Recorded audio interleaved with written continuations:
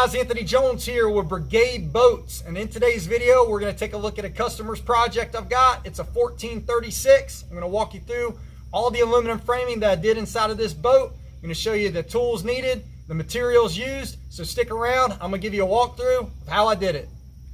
So here she is, guys, 1436, brought to me actually from out of state, brought down to Georgia from Tennessee, and this boat features all 1/16 angled aluminum framing. What I'd like to do today is quickly kind of walk you through a few of the key features of this framing package and then show you some of the things I did, and maybe it'll give you some ideas. It's not a step-by-step video because I actually started to film a step-by-step video on this boat, and I got about a few hours in and realized it was going to be way too intense to do a step-by-step video. I figured, why not at least show off the final framing package and then kind of show it to you and present you with the materials and the tools I used and show you a couple of the key features, and hopefully that'll help you out.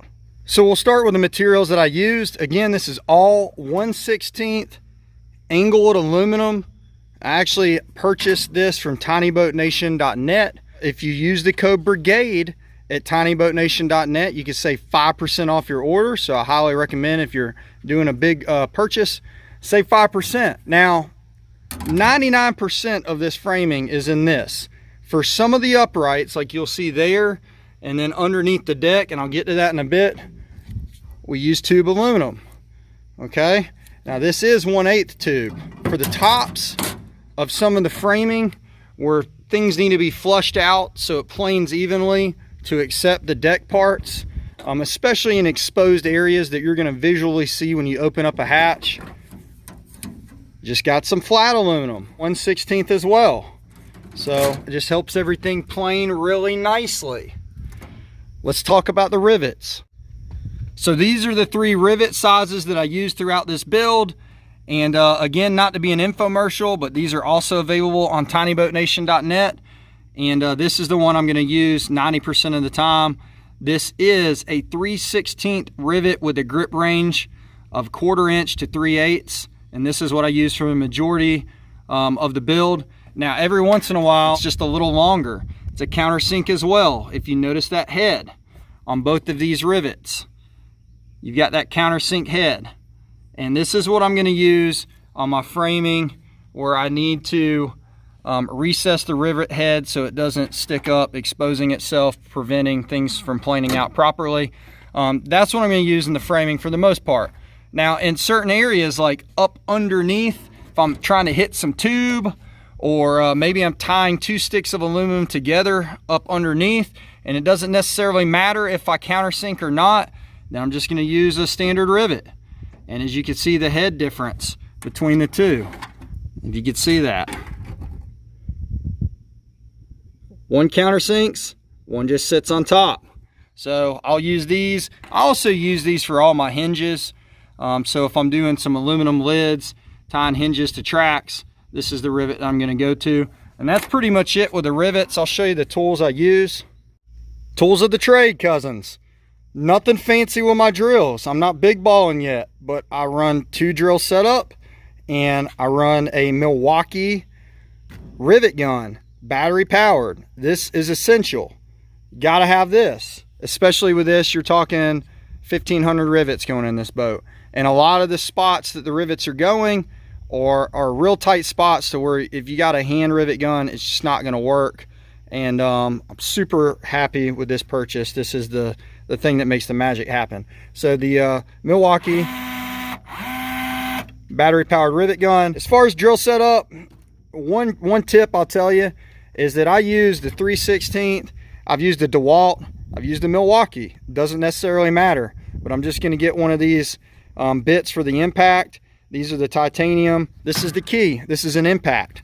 All right, and so this really, when you go to drill the hole, it has some bite and it really powers through. So as opposed to using just a regular drill. So use these on the impact, drill my hole. After I drill my hole, come back with this guy, just a regular drill with the countersink bit. Just bore it out enough to where that rivet will sit down inside. Try to get it as flush as possible. You know, if you go too low, doesn't necessarily matter so long as you're still got some aluminum you're grabbing to. You go too high, then obviously the rivet doesn't sit flush, and then it kind of defeats the purpose. Line it up, drill your hole, countersink, rivet gun, good to go. You could use some clamps, clamp stuff together. I'll be honest with you, I don't do a whole lot of clamping. If I'm doing rails, I'll clamp because you kind of have to. But on a lot of this stuff, you don't necessarily need to, but do whatever makes you feel comfortable as far as that process goes. Now that I got you through the boring stuff as far as the materials and the tools needed, now we could get to why you're really here, to look at this framing package and to kind of see what I did here. And there's a lot of unique features with this framing that I did in this boat that the untrained eye wouldn't necessarily see. So that's why I want to kind of show it to you guys, maybe to give you some ideas. Let's take a look at some of this stuff. I'll kind of walk you through what I did here. So when the customer dropped this boat off, we actually measured everything out, did a drawing. When I got to the framing stage, I realized we're gonna have to change some of the things that we had drawn out, because on paper it looked good, but when you actually get in the boat, it just didn't work as far as layout was concerned. And so when you're doing one of these projects, just know that it's not uncommon to have to change design as you go. I always try to get an overall layout with room to change and room to alter as I go, and that's what we did here. But I can tell you right now, the very first thing that I started with on this project was gutting the benches. There was a bench here where this hatch is, and there was a bench here where this live well is. Super easy to gut them, and I actually did a video on it, so check that out. The link is up above. My starting point for this whole project was actually right here at this bench.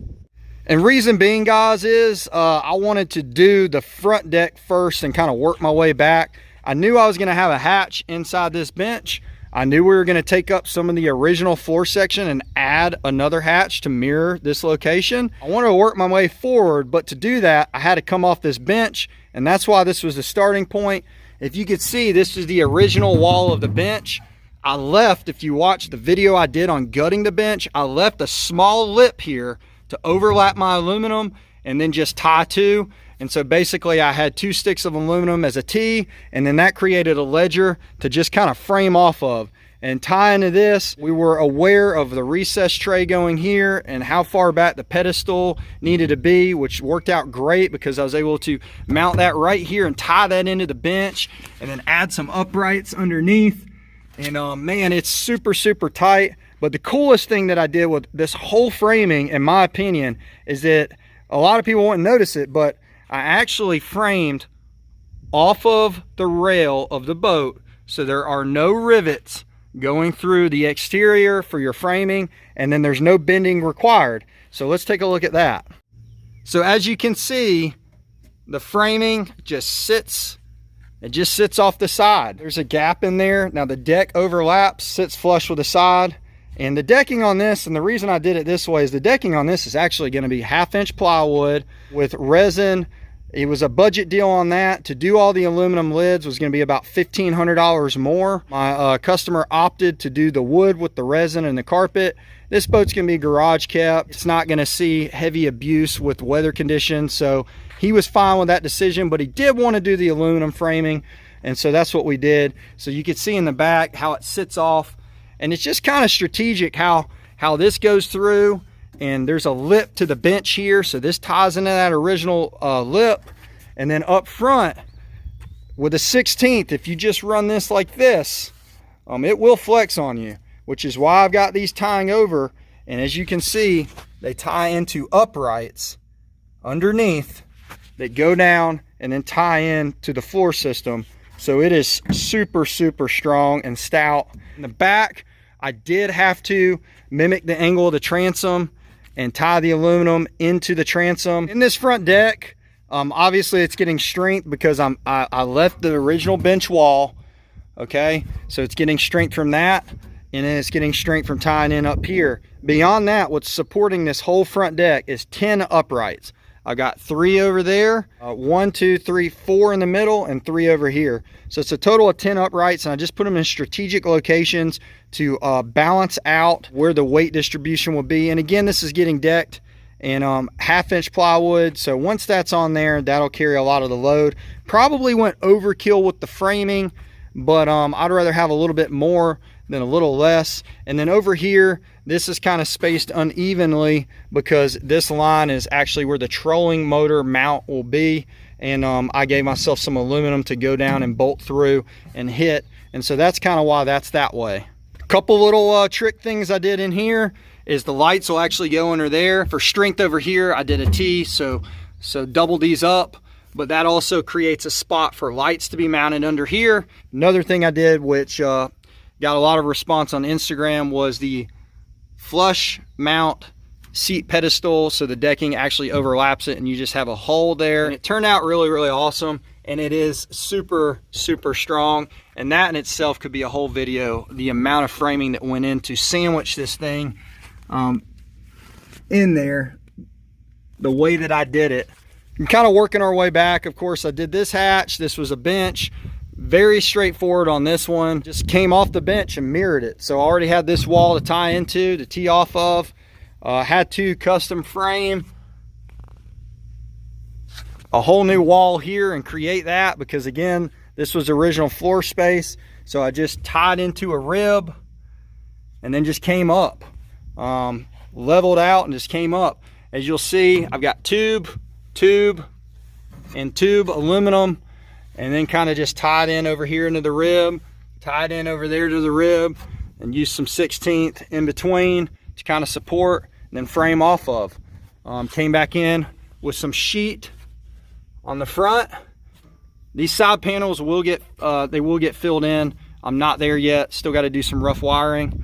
And then back here, not that it has anything to do with framing, but obviously I had to do the live well. This is a custom fabricated live well from scratch, and it had to be framed into this bench, which you can't see because it's covered up with a splash guard that I also cut that turned out really cool. And then you know, all that had to be mounted and secured within some framing. Back here, same deal. This was just the open back area behind the bench and just enclosed it.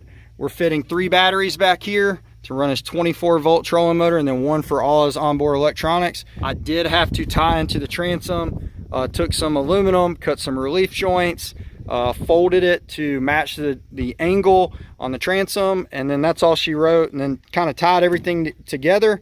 As far as what I did back here, that's definitely unique, is how these battery boxes have been modified to still actually fit the battery.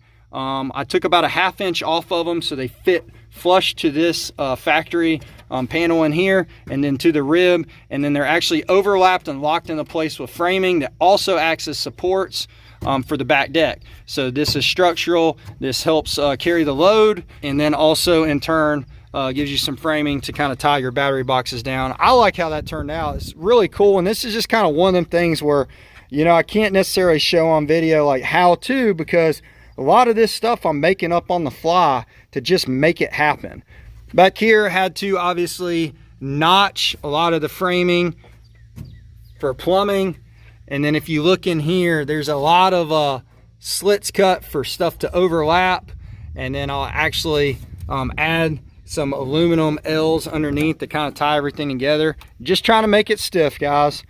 So once I got everything framed out, what I did was anywhere where you're visually going to see framing when you open a hatch, I came back in with my flat aluminum and I added flat aluminum, and just kind of flushed everything out. That way when you open the hatch and you see the aluminum, it's not a lot of different levels, if that makes any sense, because what you're gonna do when you frame it is you're gonna overlap, you're gonna have laps. My overlaps were this way, and so my framing on this was actually lower. And what I did here was, because I wanted this return, I just overlapped it and angled instead of flat. But over here, that's flat. Up here where this is, that's flat. In the back, this is flat. That's flat. That's flat. So just using the flat. In areas like this where you could see that's a different level, that's different. Not necessarily worried about it because it's going to get covered in decking, and it's going to get tied down, and a 16th is not going to kill you. But if you were doing sheet aluminum, then that would possibly be a different story. You may want to cut some little spacers anywhere you're going to stick a rivet, because it will suck it down and you will see a slight variation. But it's totally up to the individual, man. I see a lot of guys do things a lot of different ways. This is just how I prefer to do it. Another thing is that for the floors inside the hatches here and here, all that is 060 sheet aluminum with 1 inch closed cell foam underneath, and it's tied down to ribs. And as you can see up here, that 60 bends with the shape of the hull. And then in here, same deal. Now in this one, what I did was I actually recycled the aluminum from the bench top. So I was able to cut it into pieces and piece it together to kind of just reuse that. So that's an idea for you. If you were to take this boat and do aluminum decking and aluminum hatches, it would not vary much. The only thing I would possibly do is take some flat and maybe fill in some of these other spots strategically. Maybe make some of these, especially up front, these hatches a little bit bigger, because you lose a few inches because the track needs to sit inside, and you've got to account for your track, your anti-flood. So I would probably make these definitely bigger. Those are okay. The live well will be changed a little bit. That back there will be the same. And then I wouldn't have taken all the time to do these nice returns inside the hatches, because they wouldn't be seen. But beyond that, that's pretty much it. And I know that this might not help you a ton because it's not a how-to, but hopefully you could see this kind of up close and personal. Maybe it gives you some ideas and helps you out a little bit. I don't know. Anyhow, that's pretty much it with this one, guys. So stay tuned for a reveal video on this boat, because I think it's going to be killer. If you yet to subscribe, I guess subscribe if you want to. I don't really know what to tell you on that one. You guys know what to do. Stick around, guys. Much more builds to come in the pipeline. It's going to be awesome. Thanks.